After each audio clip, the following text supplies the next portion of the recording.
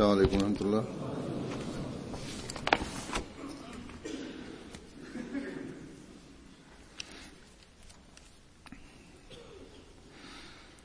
أشهد أن لا إله إلا الله وحده لا شريك له وأشهد أن محمدا عبده ورسوله أما بعد فأعوذ بالله من الشيطان الرجيم بسم الله الرحمن الرحيم الحمد لله رب العالمين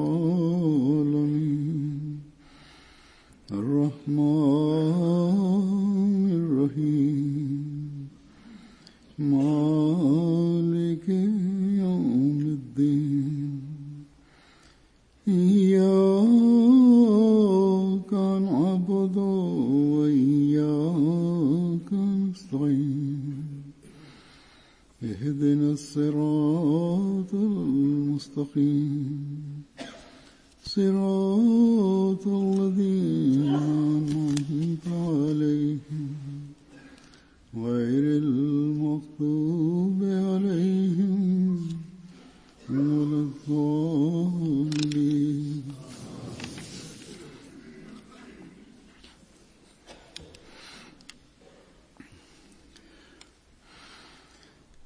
गुज़श्ता दिनों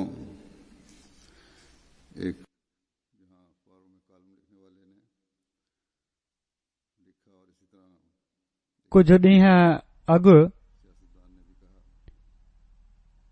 हिते हिकिड़े अख़बारनि में कालम लिखण वारे लिखियो ऐं अहिड़ी तरह हिकिड़े ऑस्ट्रेलियन सियासतदान बि चयो त इस्लाम जी तालीम में जेको जहाद ऐं के ॿिया हुकुम आहिनि इन्हनि जे करे ई मुसलमान शिदत पसंद बणजनि था। इस्लामी हुकुमनि जे बारे में कुझु ॾींहं पहिरियां यूके जे बि हिकिड़े हुकूमती सियासतदान इहो ई चयो हुयो त इस्लाम में कुझु न कुझु त शिदत पसंदी जा हुकुम आहिनि। सख़्ती करण जा हुकुम आहिनि जंहिं जे करे मुसलमाननि जो शिदत पसंदी ॾांहुं रुझान आहे। अॼुकल्ह जेको इस्लाम जे नाले ते इराक ऐं शाम में शिदत पसंद टोले कुझु इलाइक़े ते कब्ज़ो करे पंहिंजी हुकूमत क़ाइमु कई आहे उन मग़रबी मुल्कनि खे बि न सिर्फ़ धमकियूं ॾिनियूं आहिनि पर किन जॻहुनि ते ज़ालमाणा हमला करे मासूमनि खे बि क़तूल कयो आहे। इन बारे में मां गुज़िरियल ख़ुतबनि में बि ॻाल्हि करे चुको आहियां।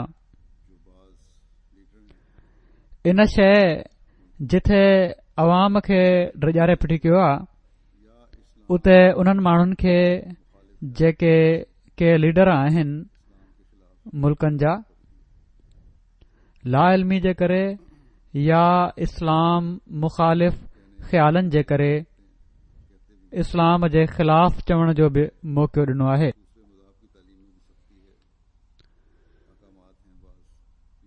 चवण ऐं लिखण वारा हीअ बि लिखनि था चवनि बि था त ठीकु आहे ॿियनि मज़हबनि जी तालीम में बि सख़्ती आहे हुकुम आहिनि के पर उन्हनि खे मञण वारा या त हाणे उन ते अमल नथा कनि या इन में हालात जे मुताबिक़ तब्दीलियूं करे वरितियूं अथनि ऐं ज़माने जी ज़रूरत जे मुताबिक़ इन तालीम खे करे वरितो अथनि ऐं इन ॻाल्हि ते उन्हनि जो ज़ोर आहे त तंहिं करे हाणे क़ुर शरीफ़ खे बि हिन ज़माने जे मुताबिक़ इन जे हुकमनि ते ढालण जी ज़रूरत आहे।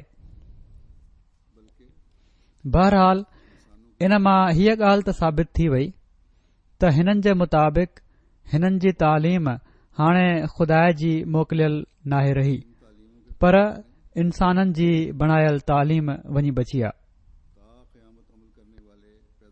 ऐं हीउ थियणो हो, छो त इन्हनि तालीमुनि जे क़ाइमु रहण या इन्हनि ते क़यामत ताईं अमल करण वारा पैदा थियण जो ख़ुदा ताला जो वाइदो नाहे। पर क़ुर शरीफ़ में जॾहिं अल्लाह ताला ही ऐलान फरमायो आहे त इन्ना नहनु नज़्ज़लना ज़िक्र व इन्ना लहू लहाफ़िज़ून, यानी हिन ज़िक्र यानी क़ुर शरीफ़ खे असां ई लाथो आहे ऐं असां ई इन जी हिफ़ाज़त कंदासीं, त उन जी हिफ़ाज़त जा पोइ सामान बि फरमायाई।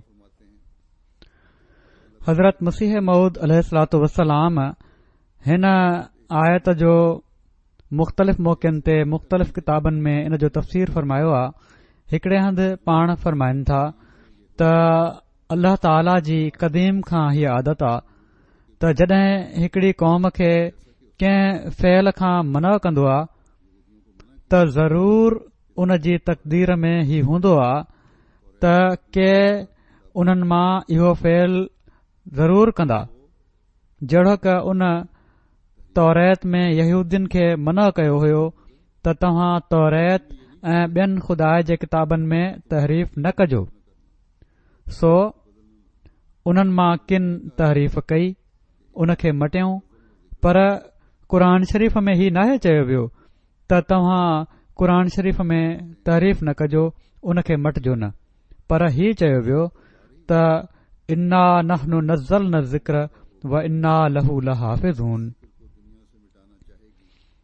वरी पाण फरमाइनि था, हीअ आयत साफ़ ॿुधाए रही आहे त जॾहिं हिकड़ी क़ौम पैदा थींदी जो जेका इन ज़िक्र खे दुनिया मां मिटाइण चाहींदी, उन वक़्तु खुदा आसमान तां पंहिंजे कंहिं फ़िरिस्तादे जे ज़रिये सां उन जी हिफ़ाज़त कंदो।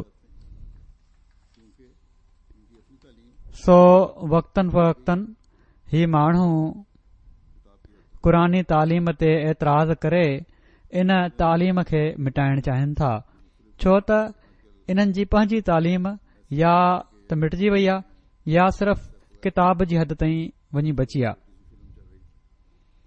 कुझु ॾींहं पहिरियां ही मुख़्तलिफ़ तरीक़ा अॼुकल्ह मैसेज मोकिलण जा या ट्वीट करण जा आहिनि, व्हाट्सएप वग़ैरह बि।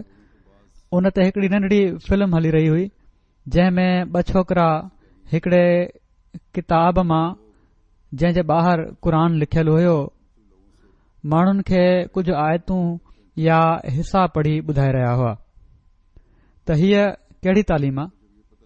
ऐं मुख़्तलिफ़ माण्हुनि खां रोड ते मुख़्तलिफ़ माण्हुनि खां इन बारे में पुछी रहिया हुआ, उन्हनि खां इंटरव्यू वठी रहिया हुआ, उन्हनि खे ॿुधाइनि पिया त हर हिक खे जॾहिं ही पोइ पतो पवे त ही क़ुर जी तालीम ॿाहिरि लिखियलु हुयो त हर हिकु इस्लाम जी तालीम खे ख़राब चई रहियो हुयो हर हिकु।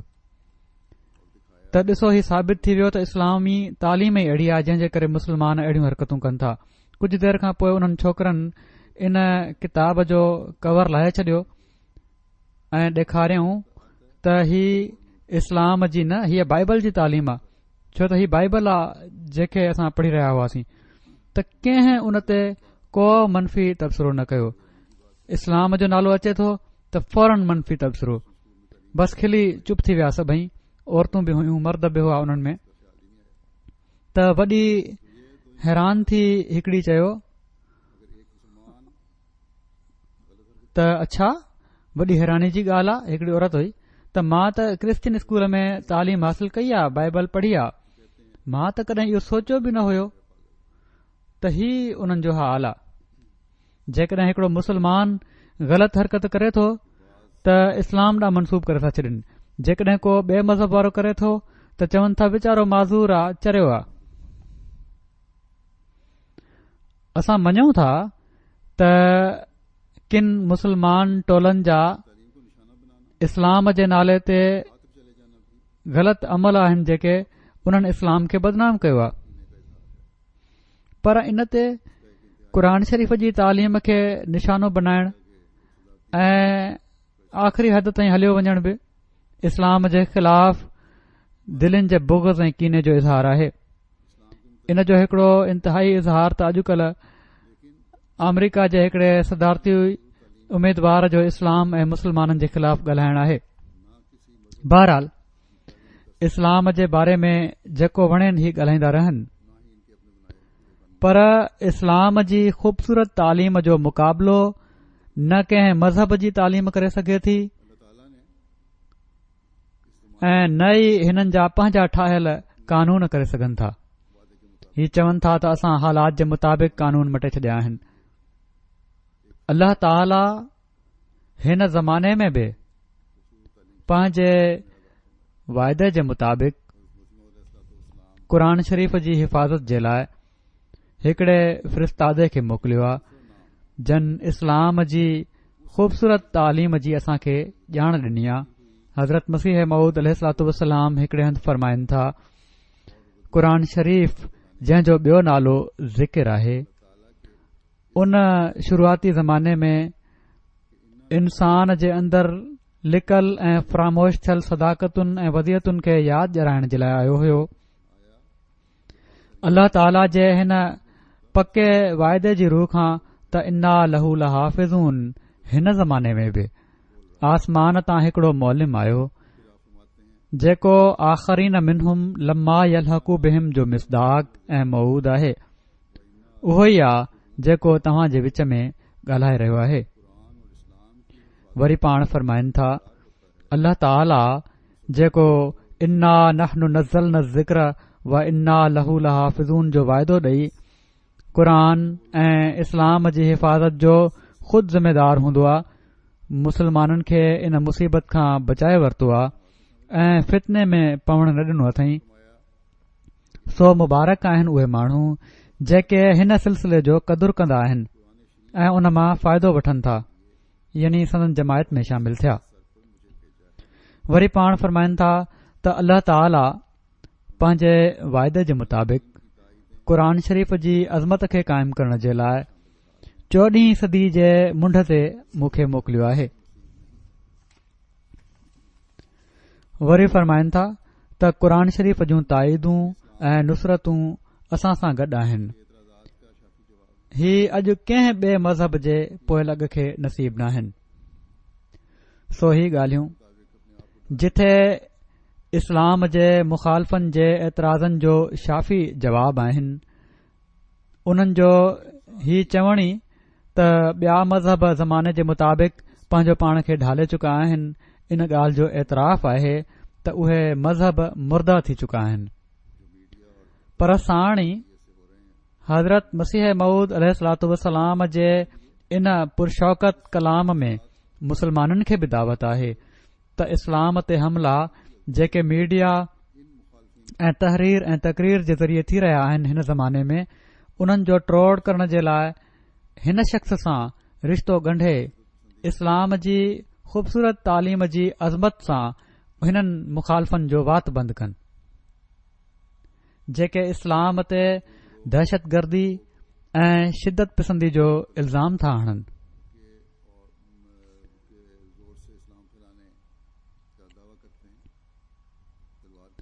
जेके टोला या माण्हू तलवार जे ज़ोर सां इस्लाम फैलाइण जी दावा कनि था, तलवार जे ज़रिए सां इस्लाम फैलाइण जी दावा कनि था, हक़ीक़त में उहे इस्लाम मुख़ालिफ़ ताक़तुनि जे लाइ कमु कनि पिया था।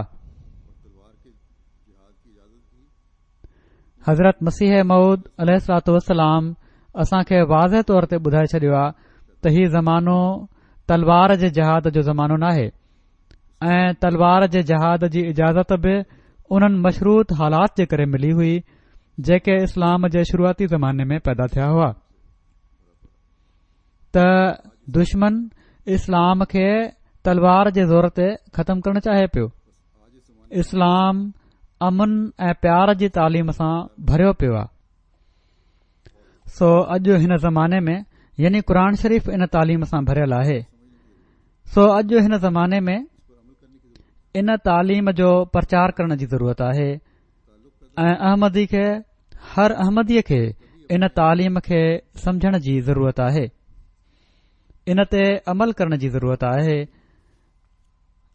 ख़ुदा ताला सां तालुक़ पैदा करण जी ज़रूरत आहे। तॾहिं पंहिंजे अहमदी हुअण जो बि असीं हक़ अदा करे सघूं था। अॼु असीं अहमदी हुअण जी मुसलमाननि ऐं गैर मुस्लिमनि ॿिन्ही खे हक़ीक़त ॿुधाइणी आहे। जेके माण्हू इस्लाम ते एतिराज़ कनि था उहे जाहिल आहिनि ऐं असां उन्हनि खे उन्हनि जी जहालत जो हाल ॾेखारणो आहे। इस्लाम जी तालीम त अमन ऐं सलामती जी तालीम आहे। क़ुर शरीफ़ जी रोशनी में ई असां हीअ तालीम दुनिया खे ॾेखारणी आहे। इन्हनि माण्हुनि खे ॿुधाइणो आहे त तव्हां जेको बिना ॼाण जे चई था छॾियो त इस्लाम जी तालीम में शिदत पसंदी आहे, इन लाइ मुसलमान बि शिदत पसंद बणजनि था। ही तव्हां जी लाइल्मी ऐं जहालत आहे। मुसलमाननि खे बि ॿुधाइणो पवंदो त पाण में क़त्लो गारत ऐं फ़िरका बंदी सां तव्हां इस्लाम खे बदनाम कयो पिया था।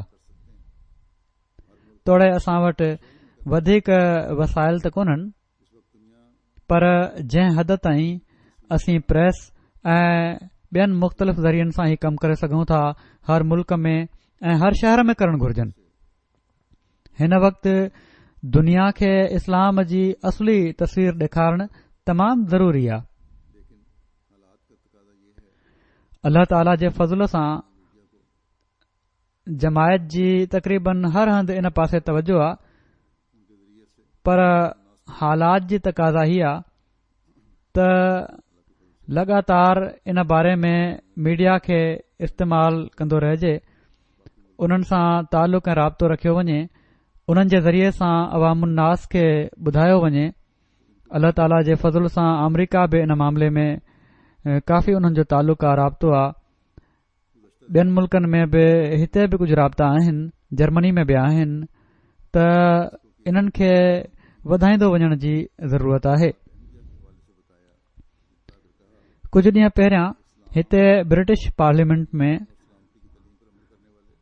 ग्लासगो जे हिकड़े एमपीए इस्लाम जी हक़ीक़त जे बारे में जमायत अहमदीया जे हवाले सां ॿुधाए चयो हुई त इस्लाम जी अमन ऐं सलामती जी तालीम ते अमल करण वारा अहमदी मुसलमान आहिनि ऐं मां उन्हनि जे ग्लासगो में हिकड़ो पीस सिम्पोज़ियम हुयो, उन में शामिल थी हुअसि ऐं ॾाढी उन तारीफ़ कई। इन ते उते वेठल घरू वज़ीर होम सेक्रेटरी बि चयो त जेको इस्लाम अहमदी पेश कनि था उहो वाकई हिन खां बिल्कुलु मटियल आहे, जेको इस्लामी शिदत पसंद ॾेखारनि था। ऐं हक़ीक़त में अहमदी अमन पसंद शहरी आहिनि ऐं हक़ीक़त ही आहे त अहमदी का नई तालीम पेश नाहिनि कंदा, पर क़ुर शरीफ़ जी तालीम पेश कंदा आहिनि। पर हीउ हिकड़ो वाक़ियो थी ख़ामोशी थी वई त कुझु देर खां पोइ माण्हुनि खे विसरी वेंदी ॻाल्हि त हा साईं हिकड़ो सुवाल उथियो हुयो ब्रिटिश पार्लियामेंट में, ख़तम थी वियो मसलो।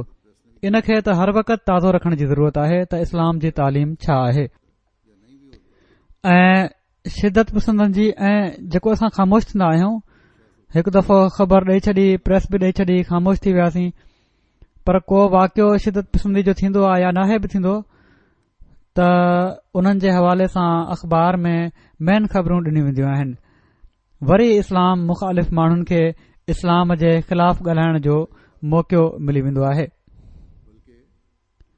कुझु ॾींहं पहिरियां जॾहिं मां जापान में हुयुसि त उते बि पढ़ियल लिखियल तबिके जो ई इज़हार हुयो, पर हिकड़े ईसाई पादरीअ बि चयो त इस्लाम जी तालीम जेका तूं क़ुर शरीफ़ जी रोशनी में ॿुधाए रहियो आहीं, इन जी ॼाण जी जापानियुनि खे तमामु घणी ज़रूरत आहे, पर दुनिया खे ज़रूरत आहे।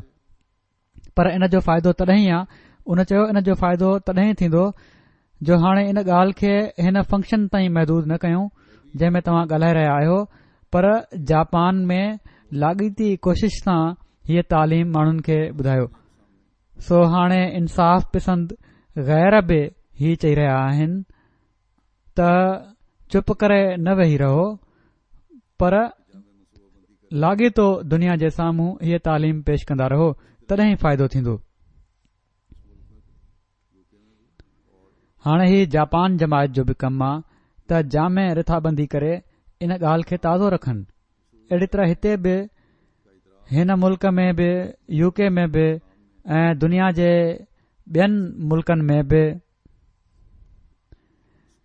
इस्लाम जी ख़ूबसूरत तालीम जी ॼाण जहिड़ी तरह असां खे हज़रत मसीह मऊद अलैहिस्सलाम जे ज़रिए ॼाण मिली आहे, उन खे फैलायूं।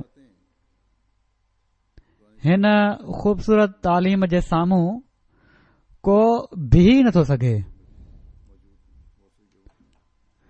ऐं ही सभु ॻाल्हियूं क़ुर शरीफ़ जी तालीम जी रोशनी में असां खे पाण ॿुधायूं अथनि ऐं अॻिते जमायत जे लिटरेचर में बि मौजूद आहिनि।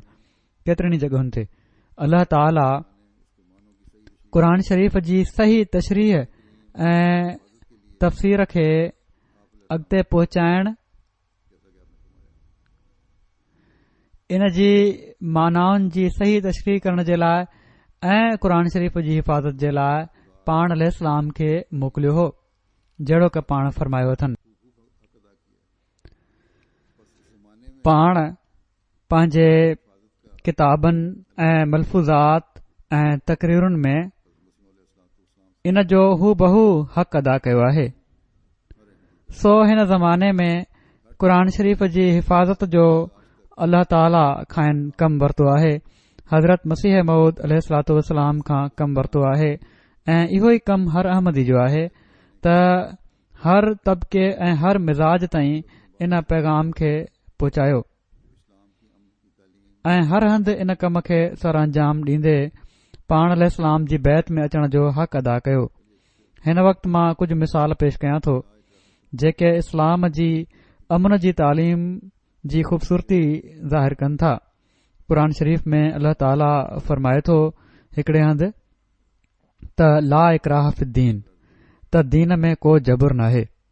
वरी फरमाए थो वलो शाअ रब्बुक लआमन मन फिल अर्ज़ कुल्लुहुम जमीआ,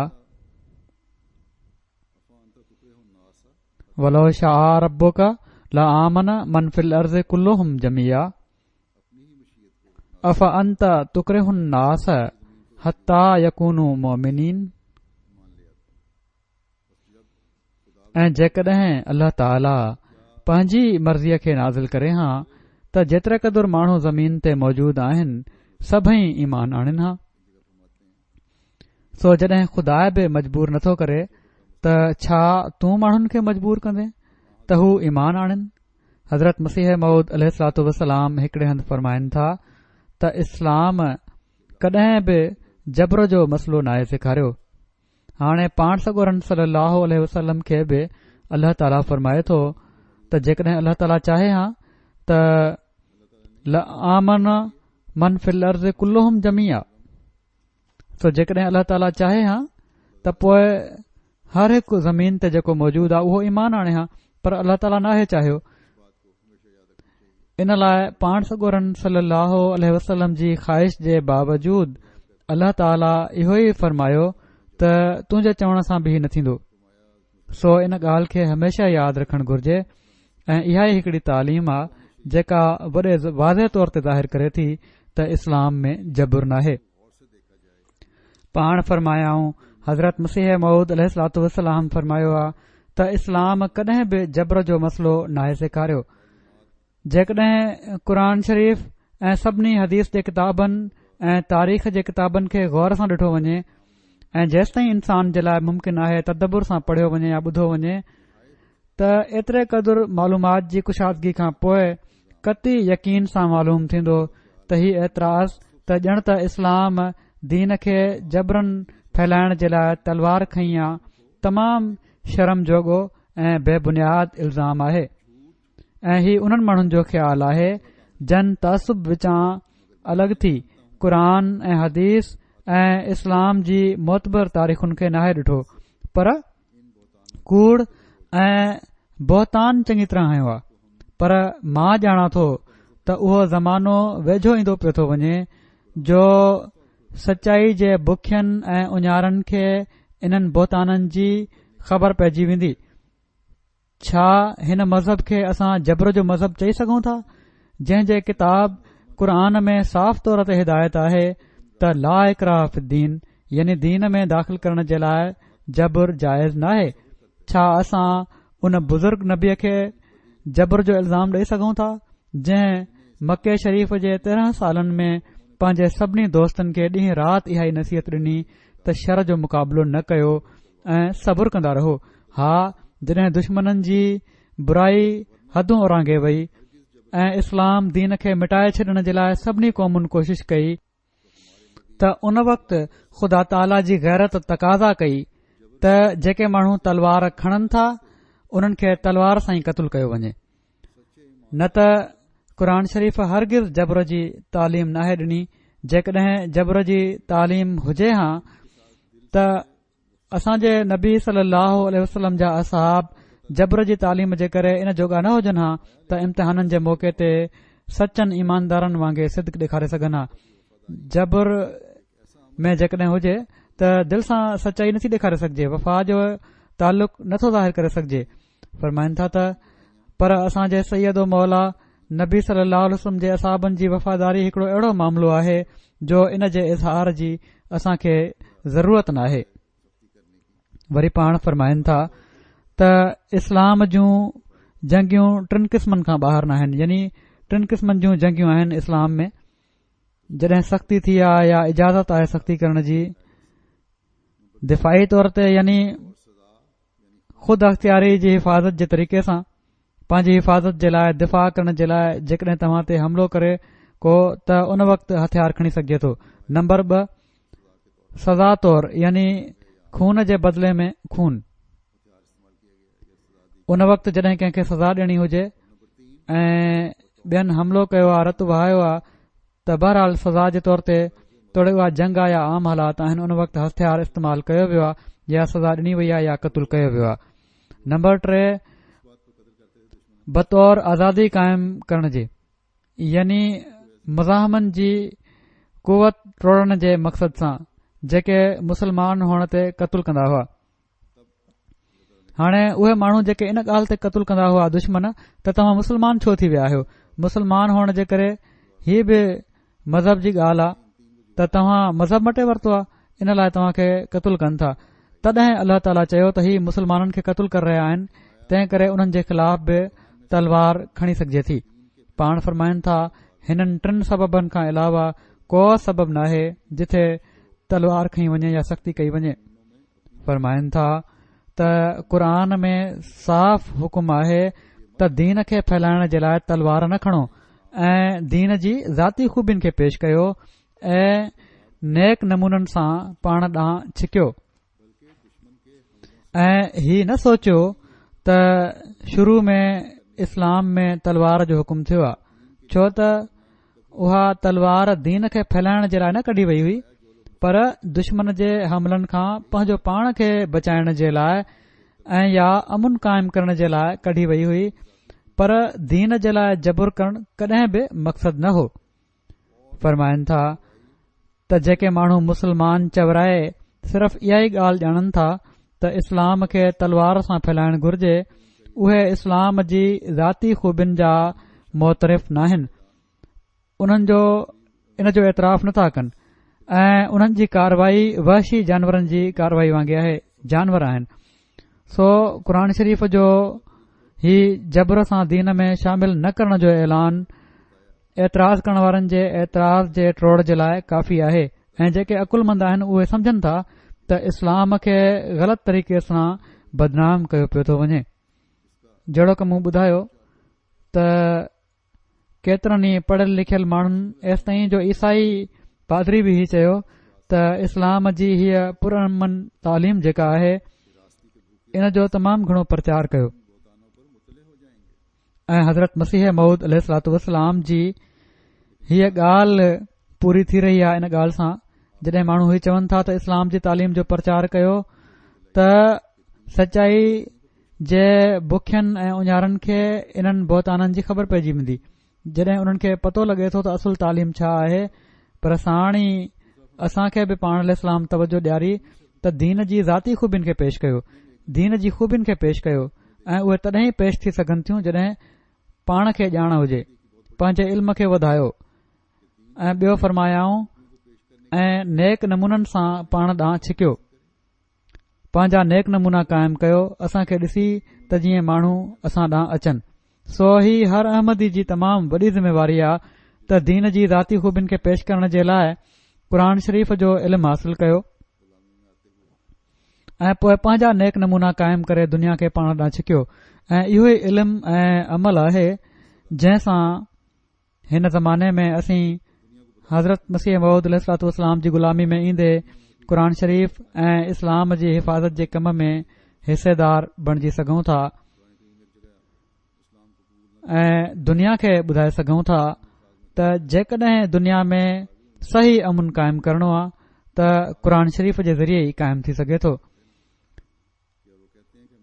क़ुर शरीफ़ में हिकड़े हंधि इस्लाम खे क़बूल न करण वारनि जो नक्शो हिननि लफ़्ज़नि में ॿुधायो वियो आहे त वकालू इन तबेल हुदा माका नुतख़तफ़ मिन अर्ज़ना, त ऐं हू चवनि था त असीं इन हिदायत जी जेका तो ते लथी आहे पैरवी कयूं त पंहिंजे मुल्क मां तड़िया वेंदासीं। सो इस्लाम जी तालीम ते एतिराज़ इन लाइ न आहे जो ज़ुल्म जबर जी तालीम आहे, पर क़बूल न करण वारा इस्लाम जी तालीम ते जेको एतिराज़ कनि पिया था उहो ही आहे त जेकॾहिं असां तुंहिंजी तालीम ते अमल कयूं त जेका अमन वारी तालीम आहे, जेका सलामती वारी तालीम आहे, त चौधारी वारियूं क़ौमूं असां खे तबाह करे छॾींदियूं। सो इस्लाम जी तालीम त दोस्ती जो हथ वधाइण जी तालीम आहे, अमन ऐं सलामती क़ाइमु करण जी तालीम आहे, अमन ऐं मोहबत जो पैगाम ॾियण जी तालीम आहे। जेकॾहिं के मुसलमान टोला अमल नथा कनि त इहा उन्हनि जी बदकिस्मती आहे। क़ुर बेशक असुल लफ़्ज़नि में उन्हनि वटि मौजूदु आहे पर अमल कोन्हे। क़ुर शरीफ़ जी तालीम जी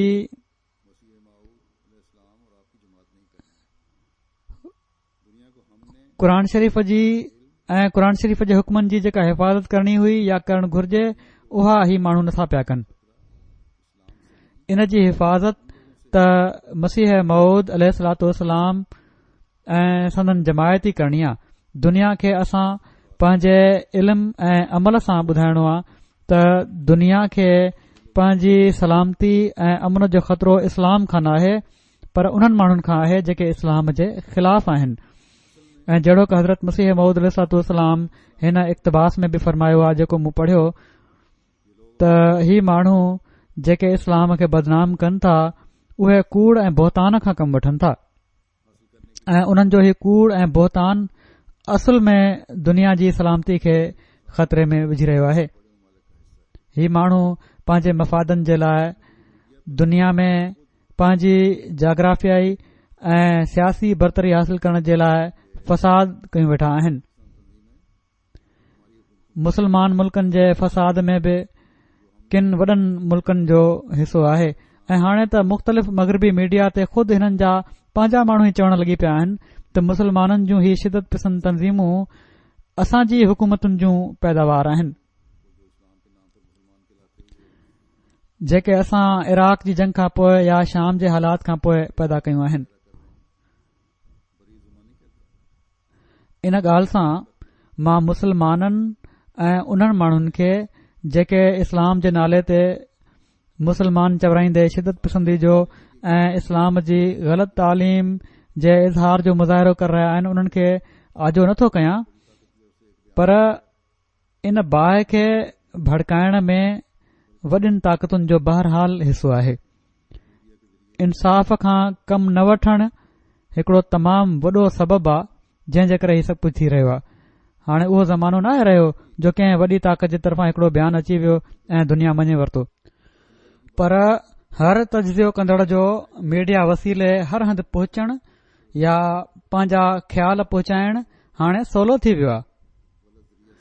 हाणे बि हिक पासे त शिदत पसंद माण्हुनि खे ख़तमु करण जूं ॻाल्हियूं थियनि थियूं, उन्हनि ते बम किराया पिया था वञनि ऐं ॿिए पासे उन्हनि खे हथियार पहुचाइण वारनि ऐं ग़लति ज़रिए सां माल पहुचाइण वारनि या माली ट्रांज़ेक्शन करण वारनि खां हिननि माण्हुनि बावजूद इल्मु हुअण जे त ही कहिड़ी तरह ही सभु कुझु थी रहियो आहे अखियूं बूटे फिटी कयूं आहिनि।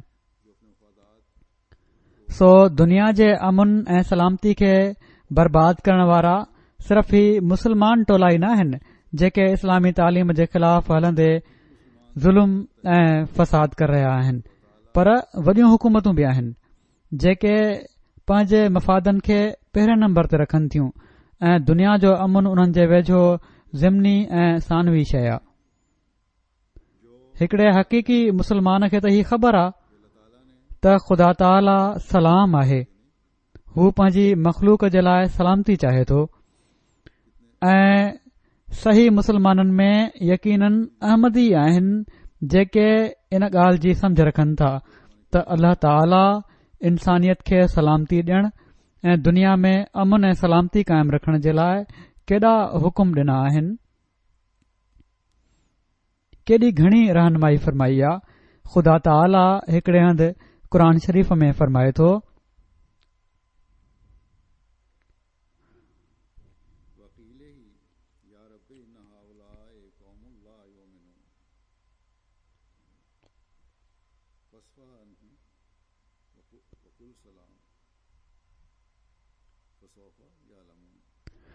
वक़ीले ही या रब इन हाउलाए कौमुल ला युमिनून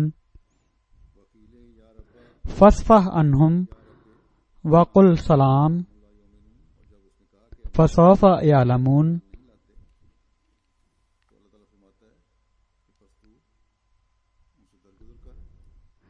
वक़ीले ही या रब इन हाउलाए कौमुल ला युमिनून, ऐं जॾहिं उन चयो त ए मुंहिंजा रब ही माण्हू ईमान नथा आणनि त अल्लाह ताला फरमाए थो त सो तूं हिननि खां दरगुज़र कर ऐं एतिरो चई छॾ त सलाम, तव्हां ते सलामती हुजे।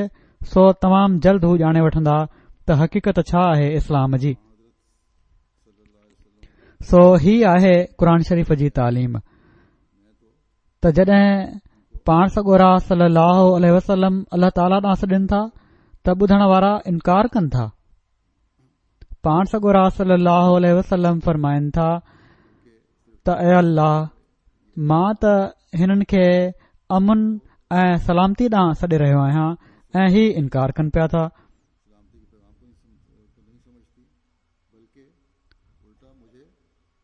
ऐं पर सिर्फ़ ही इनकार ई नथा कनि, ही अहिड़ी क़ौम आहिनि जेका न सिर्फ़ ईमान नथी आणे, सलामती जे पैगाम खे नथी समझे, पर उबतो मूंखे अमुन नथी ॾे। असां मुसलमाननि जी सलामती खे बि बर्बाद करे पई थी। अल्लाह ताला फरमाए थो त फस्फा अनहुम, त हिननि खां दरगुज़र कर। हिननि खे समझ न आहे, ही अकुल नथा रखनि, बेवकूफ़ माण्हू आहिनि, कावड़ में अची वञनि था। हिननि जूं ही ॻाल्हियूं ॿुधी चई छॾ त मां त तव्हां जे लाइ सलामती आंदी आहे ऐं मुंहिंजो पैगाम सलामती जो आहे ऐं इहो ई पैगाम मां पहुचाईंदो रहंदुसि। सो पाण सॻोरन सल्लल्लाहु अलैहि वसल्लम खे त अल्लाह ताला ही हुकुम ॾिनो आहे क़ुर शरीफ़ में त इस्लाम जे मुखालफ़नि जूं सभई ज़ियादतियूं ॾिसी ऐं सही सिर्फ़ ही जवाब ॾे त मां तव्हां खे सलामती जो पैगाम ई ॾियां थो ऐं ॾींदो रहंदुसि त जीअं दुनिया में अमुन क़ाइमु थिए। सो जॾहिं पाण सॻोरन सल्लल्लाहु अलैहि वसल्लम जे लाइ ही हुकुम आहे त पोइ हर मुसलमान जे लाइ ही हुकुम केॾो न ज़रूरी आहे। अॼु बि जॾहिं ही हालात आहिनि त असांजो इहो ई फ़र्ज़ु आहे त अहिड़ी तरह ई पैगाम पहुचायूं। असांजो कमु अमुन ऐं सलामतीअ जो पैगाम पहुचाइणु आहे ऐं जहिड़ो कि हज़रत मसीह मऊद अलैहिस्सलातु वस्सलाम फरमायो त जेकॾहिं इस्लाम जे तरफ़ां कॾहिं बि तलवार खई वई हुई त उहा बि हिफ़ाज़त जे लाइ ऐं अमुन क़ाइमु करण जे लाइ खई वई हुई, कॾहिं बि ज़ुल्म जे लाइ न खई वई। सो ही सुवाल ई पैदा नथो थिए त क़ुर शरीफ़ कॾहिं बि ऐं किथे बि ही हुकुम ॾिनो हुजे त जेको तव्हां जी ॻाल्हि नथो मञे उन जे ख़िलाफ़ तलवार खणो ऐं उन खे बर्बाद करे छॾियो। जेकॾहिं को मुसलमान टोलो या मुसलमान अॻुवाण पंहिंजे अमल सां इन जी नफ़ी करे थो या इन जे करे उहे अॻुवाण नफ़ी करे रहिया आहिनि ऐं ही चवनि था त असीं दुनिया में अमुन क़ाइमु कयूं पिया था त उहो सही इस्लाम नाहे। उहे उन्हनि जा पंहिंजा ज़ाती मफ़ाद आहिनि जंहिंजो हू इज़हार करे रहिया आहिनि या वॾियुनि ताक़तुनि जा मफ़ाद आहिनि जेके मुसलमाननि खे इस्तेमाल कनि पिया था ऐं पोइ इस्लाम ते ई इल्ज़ाम त इन जी तालीम अहिड़ी आहे। हिकड़े सचे मुसलमान ऐं रहमान जे बाने जी त सुञाणप ई अल्लाह ताला ही ॿुधाई आहे त वइज़ा ख़ातबहुमुल जाहिलून क़ालू सलामा। ऐं जॾहिं जाहिल माण्हू उन्हनि सां विढ़ंदा आहिनि त हू बजाए विढ़ण जे चवंदा आहिनि असां तव्हां जे लाइ सलामती जी दुआ कयूं था। सो हीअ क़ुरानी तालीम आहे ऐं इहा ई तालीम आहे जेका हर सतह ते अमुन ऐं सलामती क़ाइमु करण ऐं उन जे लाइ कोशिश करण जो हुकुम ॾिए थी। असां मां हर हिक खे ऐं ख़ासि तौर ते नौजवाननि खे कंहिं बि क़िस्म जे अहसास कमतरी जो शिकार थियण जी ज़रूरत नाहे। ही इस्लाम आहे ऐं सिर्फ़ इस्लाम आहे जेको दुनिया में अमुन ऐं सलामती जी ज़मानत बणिजी सघे थो ऐं ही क़ुर शरीफ़ आहे ऐं सिर्फ़ क़ुर शरीफ़ आहे जेको अमुन ऐं सलामती फैलाइण जी ऐं शिदत पसंदी जे ख़ात्मे जी तालीम ॾिए थो। सो हिन तालीम जो इदराक हासिल करण जी हर हिक खे ज़रूरत आहे। हिन तालीम खे पंहिंजे मथां लागू करण जी ज़रूरत आहे। हिन तालीम ते अमल कयो ऐं जहिड़ो कि हज़रत मसीह मऊद अलैहिस्सलातु वस्सलाम फरमायो आहे त पंहिंजे अमली नमूननि सां दुनिया खे ॿुधायो त अॼु क़ुर शरीफ़ जी हिफ़ाज़त जे कम जे लाइ अल्लाह ताला असां खे तौफ़ीक़ बख़्शी आहे ऐं ही उन जो फज़ुल आहे। क़ुर शरीफ़ जो सही तफ़सीर ऐं तशरीह ई इन जी मानवी हिफ़ाज़त बि आहे जंहिं जे लाइ अल्लाह ताला हिन ज़माने में हज़रत मसीह मऊद अलैहिस्सलातु वस्सलाम खे मोकिलियो आहे ऐं असां खे पाण अलैहिस्सलाम खे मञण जी तौफ़ीक़ ॾेई इन कम जे लाइ असां खे चूंडे वरितो अथई। असां खे बि चूंडे वरितो अथई, असां खे बि तौफ़ीक़ ॾिनी अथई। सो हीअ ख़ूबसूरत तालीम दुनिया में फैलाइण जो कमु सरअंजाम ॾियणु हर अहमदी जी ज़िम्मेवारी आहे ऐं इन ज़िम्मेवारी जी अदायगी जे लाइ हर अहमदी छोकिरे छोकिरी मर्द औरत खे कोशिश करणु घुर्जे। दुनिया हिन वक़्तु बाहि जी खॾ जे जंहिं किनारे ते बीठी आहे उहो केॾी महिल बि अहिड़ा हालात थी सघनि था जो उहा इन में किरी पए। अहिड़े वक़्त में दुनिया खे हिन बाहि में किरण खां बचाइण जे लाइ बचाइण जी कोशिश करणु ऐं अमन ऐं सलामती ॾियण जो कमु हिकड़े अहमदी जी ज़िम्मेवारी आहे ऐं अहमदी करे सघनि था। सो इन जे लाइ कोशिश जी ज़रूरत आहे ऐं सभिनी खां वॾी शइ इन मक़सद खे हासिल करण जे लाइ अल्लाह ताला सां ख़ासि तालुक़ पैदा करणु आहे, उन जे अॻियां झुकणु आहे, उन जी तक़वा अख़्तियार करणु आहे, उन जी तक़वा पंहिंजनि दिलनि में पैदा करणु आहे। तॾहिं असां पंहिंजो पाण खे ऐं पंहिंजनि पीढ़ियुनि खे बि ऐं दुनिया खे बि अमन ऐं सलामती ॾेई सघूं था। अहिड़े हिकड़े मौक़े जे लाइ अहिड़नि हालात जे लाइ हज़रत मसीह मऊद अलैहिस्सलातु वस्सलाम फरमायो हुयो त आग है पर आग से वो सब बचाए जाएंगे जो कि रखते हैं खुदाए ज़ुल अजाइब से प्यार।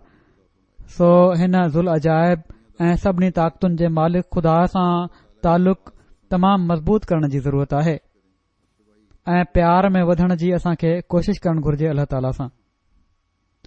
अल्लाह ताला असां खे इन जी तौफ़ीक़ अता फ़रमाए ऐं दुनियादारनि खे बि अकुल ॾे त हू खुदा ताला जो आवाज़ ॿुधनि ऐं पंहिंजी इस्लाह जी कोशिश कनि ऐं तबाही जी खॾ में किरण खां बचनि।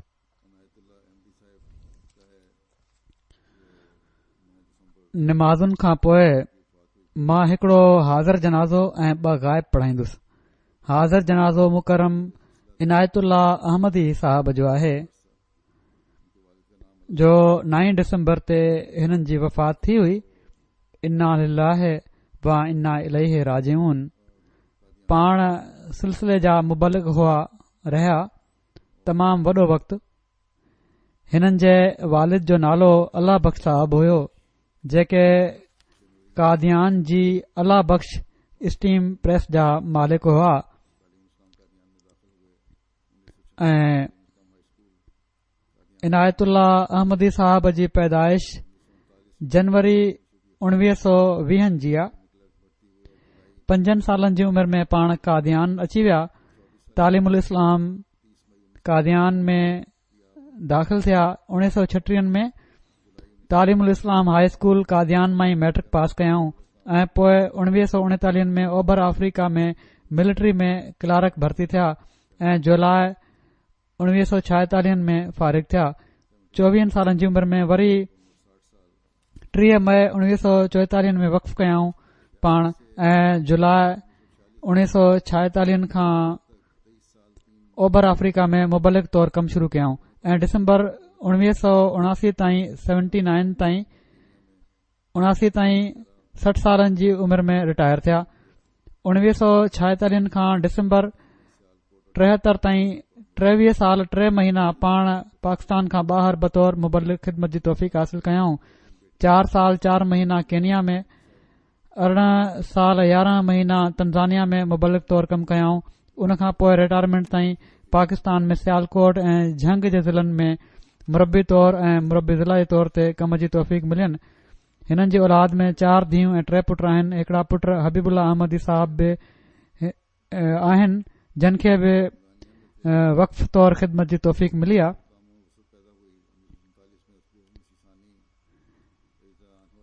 जॾहिं इनायतुल्ला अहमदी साहब तंजानिया में हुआ, उते जॾहिं कमनि में कुशादगी पैदा थी, 1947 में हज़रत ख़लीफ़तुल मसीह सानी रज़ियल्लाहु तआला अन्हु मुकर्रम मौलाना शेख मुबारक अहमद साहब मरहूम जी मदद जे लाइ जेके मुबलिगीन मोकिलिया हुआ, उन्हनि में चौधरी इनायतुल्ला साहब बि शामिल हुआ।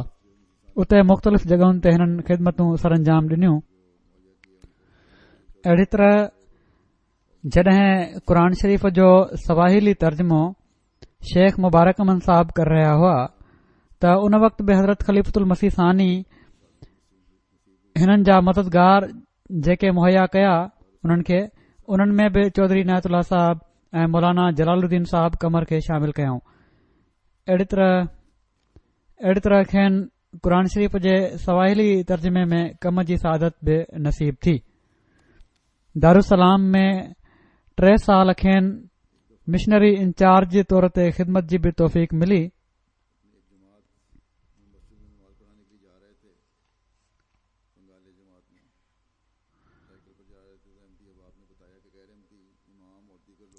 हिकु भेरे पाण हिकड़ी जमात में मस्जिद में नमाज़ पढ़ाइण जे लाइ वञी रहिया हुआ। बंगाले जमायत में साइकिल ते वञी रहिया हुआ त अहमदी दोस्तनि ॿुधायो त गैर अहमदी इमाम ऐं ॿियनि माण्हुनि जो मनसूबो आहे। इमाम उन्हनि खे पाण सां रलाए वरितो आहे त मस्जिद खे साड़णो आहे ऐं उते फितनो फसाद करणो आहे, इन लाइ तव्हां पंगाले न वञो। इन ते पाण वॾो दिलेरनि वारो जवाबु ॾिनऊं त मां ज़रूर वेंदुसि ऐं बहरहाल सफ़र जारी रखियाऊं। साइकिल ते वञी रहिया हुआ, जहिड़ो मूं चयो। रस्ते में हिकड़े हंधि पंगाले जो चीफ मिलियो ऐं उन खेनि साइकिल ते ॾिठो त पंहिंजी कार झलियईं ऐं कार में वेहण जी दावत ॾिनई त पाण चयूं त न, मां साइकिल ते वञा पियो थो सही आहे। बहरहाल चीफ जे इसरार ते पाण उन जी कार में वेही रहिया ऐं चीफ ॻोठ वठी आयुसि ऐं रस्ते में पाण चीफ खे ॿुधायऊं त जेका ॻोठ जी सूरत हाल आहे उन जी ख़बर उन्हनि खे पहुती। इन ते चीफ सभिनी माण्हुनि खे सॾियो ऐं चयो त ही असांजा महिमान आहिनि ऐं महिमाननि सां बहरहाल ख़राब वर्ताव न थींदो ऐं मां ईअं करणु न ॾींदुसि ऐं जेका बि हिननि जी मदद थींदी मां कंदुसि। ऐं इमाम खे बि काफ़ी तंबीह कयऊं ऐं हीउ बि चयऊं त मां हिननि जे पुठियां निमाज़ पढ़ंदुसि, जीअं त जॾहिं निमाज़ जो टाइम आयो त चीफ हिननि जे पुठियां बि निमाज़ पढ़ी। ॾाढो असरु हुयो इलाइक़े जे माण्हुनि ते बि हिननि जो ऐं तमामु घणा तालुकात हुआ। अल्लाह ताला मरहूम जा रुतबा बुलंद फरमाए ऐं हिननि जी पीढ़ियुनि खे बि जमायत ऐं ख़िलाफ़त सां वफ़ा जो तालुक़ क़ाइमु रखण जी तौफ़ीक़ ॾे। ॿियो जनाज़ो ग़ाइब आहे जेको मौलवी बशीर अहमद साहिब काला अफ़गाना मरहूम दरवेश कादियान जो आहे। 87 सालनि जी उमिरि में हिननि जी 7 दिसंबर ते वफ़ात थी आहे। इन्ना लिल्लाहि व इन्ना इलैहि राजिऊन। मौलवी बशीर अहमद साहिब काला अफ़गाना मरहूम अख़बार बदर जे दरवेश नंबर में शाया थियल पंहिंजी खुद निविश्त में लिखनि था त खाकसार जे ॻोठ जा हिकड़ा दोस्त मुकर्रम मोहम्मद अहमद साहिब काला अफ़गाना कादियान अची विया हुआ। मां डेरा बाबा नानक में इम्तिहान ॾेई नौकरी जी ॻोल्हा में हुयुसि जो मुकर्रम मोहम्मद अहमद साहिब पैगाम मोकिलियो त मां नाके जी नौकरी छॾे दफ़्तर अल्फज़ल में कमु करणु चाहियां थो। तूं मुंहिंजी जॻह ते नाके ते कमु कर। हीउ अहमद ई न हुआ। ओॾीमहिल 1946 जी ॻाल्हि आहे। चवनि था त खाकसार पंहिंजे ॻोठां कादियान अची वियो ऐं नाके ते अची नौकरी शुरू करे ॾिनई। जेॾीमहिल मां कादियान नौकरी जे लाइ आयुसि उन वक़्तु मूंखे अहमद जे तालुक़ जी वधीक मालूमात न हुई। चवनि था मां हिकड़े गैर मुस्लिम दोस्त खे चयो त मूंखे निमाज़ जे लाइ का अहिड़ी मस्जिद ॿुधाए जेका कादियाननि जी न हुजे। मां उन्हनि जी मस्जिद में नथो वञी सघां। उन गैर मुस्लिम मूंखे मस्जिद अक्सा जो रस्तो ॿुधाए छॾियो। चवनि था मां उते वियुसि, ॾिठुमि त तमामु वॾी मस्जिद आहे। को निमाज़ पढ़े पियो थो, को तिलावत करे पियो थो। ख़ूबसूरत मुनारो आहे। दिल में मां ॾाढो ख़ुशि थियुसि त असांजी मस्जिद त तमामु भली आहे। हाणे मां कादियाननि जी मस्जिद में न वेंदुसि। त हिकड़े ॾींहुं ख़बर पई त हीअ अहमदनि जी मस्जिद आहे। चवनि था हिकड़े ॾींहुं आर्यारनि जी मस्जिद में बि मां वियुसि, पर उतां जी हालत ॾिसी वाइदो करे वरितुमि त हाणे मां हमेशा मस्जिद अक्सा में ई निमाज़ पढ़ंदुसि। पोइ आस्ते आस्ते हिननि जो हिकड़े अहमदी दोस्त सां तारुफ़ थियो। उन्हनि जमायती मालूमात ॾिनी हिननि खे ऐं किताब तबलीग हिदायत ऐं ॿिया रिसाला ॾिना, जंहिं जे नतीजे में अल्लाह ताला चवनि था त खाकसार खे अहमदियत क़बूल करण जी तौफ़ीक़ ॾिनी। 1947 में मुल्क जो विरहाङो थियो ऐं हज़रत मुस्लिम मऊद रज़ियल्लाहु ताला अन्हु जे इरशाद ते ख़ुदाम परे परे खां मरकज़ जी हिफ़ाज़त जे लाइ अचण लॻा। इन मौक़े ते चवनि था त खाकसार बि पंहिंजो नालो हिफ़ाज़त मरकज़ जे लाइ पेश करे छॾियो, जंहिं जी मंज़ूरी थी ऐं अहिड़ी तरह अल्लाह ताला दरवेशी में शामिल थियण जी तौफ़ीक़ अता फ़रमाई। चवनि था बैत करण खां पोइ मुंहिंजे मिटनि माइटनि ख़ासि तौर ते वालदेन ॾाढी मुखालफ़त कई ऐं पोइ मुल्क जे विरहाङे जे मौक़े ते बि मूंखे चयूं त अचु असां सां गॾु ऐं मुंहिंजे अहमदी थियण ते ॾाढो अफ़सोस कंदा रहिया। पर मुंहिंजे इनकार ते ॾाढो रोई रोई मुंहिंजे वालिद ऐं वालदा कोशिश कई, पर बहरहाल मां न वियुसि। दीन खे दुनिया ते मुक़दम रखियुमि, पर चवनि था त मुंहिंजी वालदा जी बि मुंहिंजे इन ॾुख में नज़र हली वई। 1952 में हिननि जी शादी हैदराबाद जे ज़हरुद्दीन साहब जी धीउ सां थी, अख्तरुनिसा साहिबा सां। इन्हनि मां हिननि जा 2 पुट महमूद अहमद साहब ऐं शुएब अहमद साहब आहिनि। शुएब साहब वाक़फ़ ज़िंदगी आहिनि ऐं नाज़िर बैतुल माल ख़र्च आहिनि हिन वक़्तु कादियान में। अहिड़ी तरह हिननि जा हिकड़ा ॼाटरा वाक़फ़ ज़िंदगी आहिनि कारी नवाब साहब। हिननि ॻोठाणे मुबलिक जे तौर ते महाराष्ट्र कर्नाटक में ख़िदमत जी तौफ़ीक़ हासिल कई। तबलीग जो हिननि खे ॾाढो शौक़ु हुयो। कंहिं बोर्ड या फटी ते लिखंदा हुआ त इमाम महदी अलैहिस्सलाम अची विया आहिनि, त जीअं सभई माण्हू पढ़ी वठनि ऐं पोइ तबलीग शुरू करे ॾींदा हुआ। ऐं अहिड़ी तरह मुख़्तलिफ़ दफ़्तरनि में बि हिननि खे कम जी तौफ़ीक़ मिली। मैनेजर अख़बार अल बदर बि रहिया ऐं अहिड़ी तरह लंगर खाने में ऐं ॿियनि जॻहुनि ते बि हिननि कमु कयो। हिननि जा तमामु घणा तालुकात हुआ मुख़्तलिफ़ खातनि में उन्हनि जे ऑफिसरनि सां ऐं ॾाढो हिननि जी इज़त ऐं एतिराम उहे कंदा हुआ। बावजूद पीरीअ जे हमेशा मस्जिद में अची नमाज़ बाजमायत पढ़ंदा हुआ, एसि ताईं जो वफ़ात वारे ॾींहुं बि 2 पहर ऐं 3 पहर जी नमाज़ मस्जिद में पढ़ियाऊं ऐं मस्जिद मुबारक जो जेको पुराणो हिसो हुयो उन में बि ख़ासि तौर ते नमाज़ूं पढ़ंदा हुआ।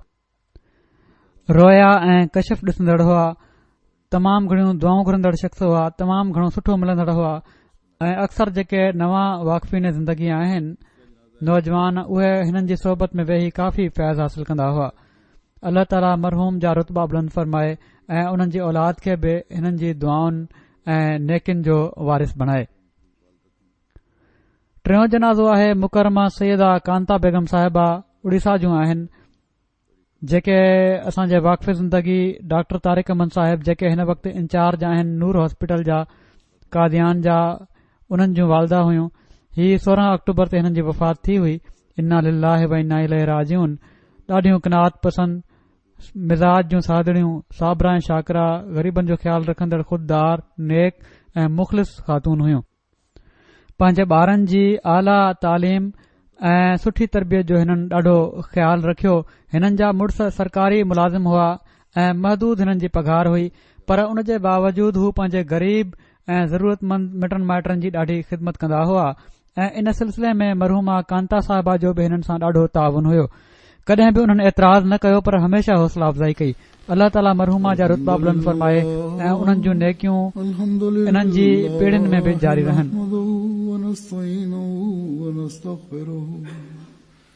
ونؤمن به ونتوكل عليه ونعوذ بالله من شرور أنفسنا ومن سيئات أعمالنا من يهده الله فلا مضل له ومن يضلل فلا هادي له ونشهد أن لا إله إلا الله ونشهد أن محمدا عبده ورسوله عباد الله رحمكم الله إن الله يأمر بالعدل والإحسان وإيتاء ذي القربى